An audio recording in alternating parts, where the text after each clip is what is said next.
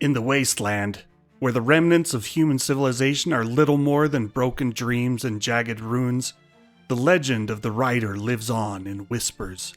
They say it appears without warning, the faint mechanical thrum of its steed's hooves cutting through the silence of the night.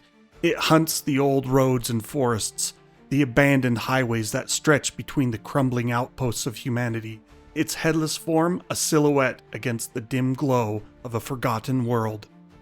No one knows where the rider goes when it vanishes into the mist.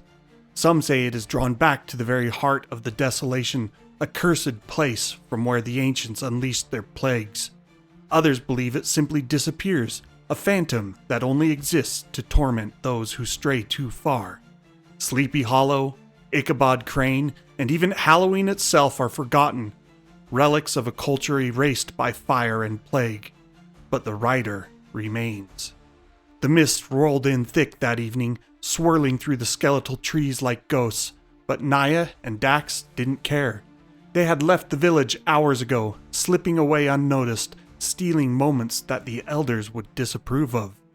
The old ones always had some story to tell about dangers lurking in the night, beasts, ghosts, or worse, but Nia and Dax had heard them all before, and they didn't believe a word of it. In the world they lived in, fear was currency, and the elders liked to hoard it. The young couple had their own plans for the evening, away from prying eyes and judgmental whispers. They found a quiet clearing deep in the woods where the ground was soft and blanketed in autumn leaves. Dax spread out an old woven blanket he'd borrowed from the supply tent, and they lay down together, feeling the damp chill of the air melt away in each other's arms. The mist thickened, but it only added to the intimacy. The world outside the trees faded, leaving only them in their own little cocoon of soft whispers and shared breaths. Nia's laughter was low and sweet as Dax nuzzled her neck, and soon the chill was forgotten entirely. "Let the elders talk about their ghosts," Dax whispered against her ear. "They don't know anything." Nia smiled and pulled him closer, her hands threading through his hair as the world around them disappeared, swallowed by the passion that stirred between them. She kissed him deeply, their warmth warding off the cold of the woods. The stories of the rider, the whispers of shadowed figures in the mist, seemed distant, ridiculous, relics of a superstitious past. There was nothing out here but the two of them. Then they heard it. A faint, rhythmic thumping. At first it was so distant they barely noticed, their senses lost in each other. But it grew louder, the steady, unnatural sound of hoofbeats pounding against the forest floor. Nia froze, her breath catching in her throat as she pulled away slightly, her brow furrowing in confusion. Dax didn't seem to hear it at first, but then the hoofbeats grew louder, sharper, echoing through the trees like the pulse of some unseen monster. "Do you hear that?" Nia whispered, her voice trembling just slightly. She laughed it off a second later, forcing it down. "Probably just one of the elders coming to drag us back." Dax grinned and shook his head. "Or a deer. Maybe it's the rider coming to steal us away," he said with a mocking tone. But even as he said it, his smile faltered. The hoofbeats were too close, too steady, too mechanical. They sounded like no animal, no wild creature wandering through the woods.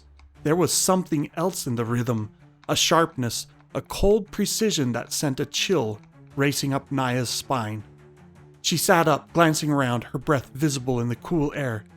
"Dax," she began, her voice more serious now. The mist thickened as if it, too, were listening. The hoofbeats grew louder, clearer, and then they saw it.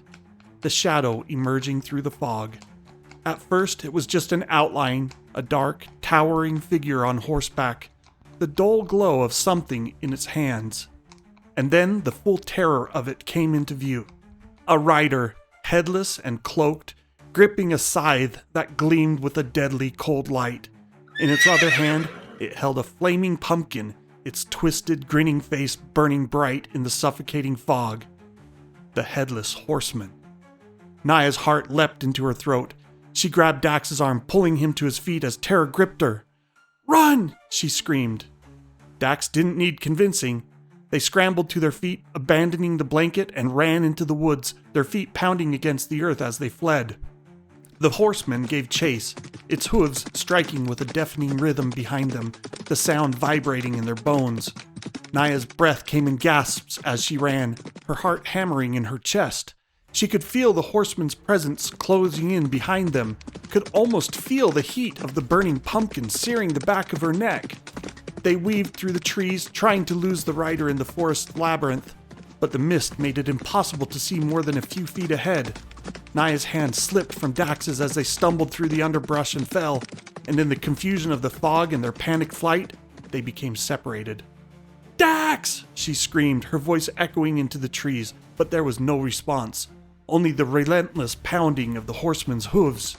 She ran harder, her lungs burning as she fought to keep moving, her mind racing with terror. The stories weren't just tales. The horseman was real, and it was coming for her. The flaming pumpkin sailed over her head, crashing into a tree just ahead of her, bursting in a shower of sparks and embers. Nia yelped and veered off to the side, tears streaming down her face as she stumbled over a tangle of roots. She hit the ground hard, dirt and leaves clinging to her skin as she scrambled back to her feet, her chest still heaving. The rider's presence loomed closer, but it never struck, never reached her. It only followed, relentless and silent, as if its sole purpose was to drive her deeper into the woods. She ran until her legs gave out, until her body collapsed from exhaustion, and still there was no deadly blow, no burning scythe cutting her down. The hoofbeats suddenly slowed, then stopped. Silence. She turned her head, gasping for breath, but the rider was gone, vanished back into the mists as if it had never been there. For what felt like hours, Nia lay in the mud, gasping for breath, her heart pounding with fear and confusion. She listened for Dax for any sign that he had survived the chase, but the forest was silent, the mist heavy and still.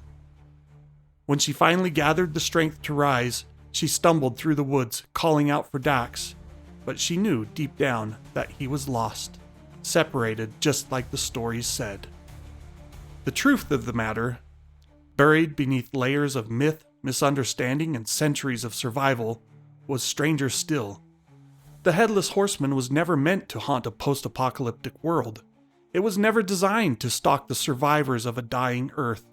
Its origin lies in the frivolity of the ancients, in a world of extravagant entertainment and hollow pleasures. The Horseman was born as part of a high-tech advertising campaign for a haunted house, boasting the most realistic fear experience imaginable. The Horseman was a spectacle, an avatar of terror made to thrill and amuse.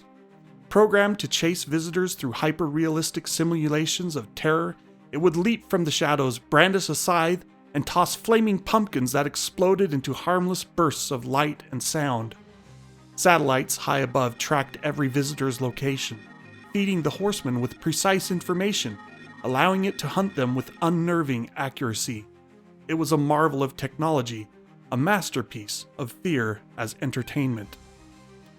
But that was long before the collapse, before humanity was torn apart by man-made plagues and the world as it had been was reduced to rubble. When civilization fell, the haunted houses, the advertising campaigns, the need for entertainment, all of it was lost. The Horseman, however, endured.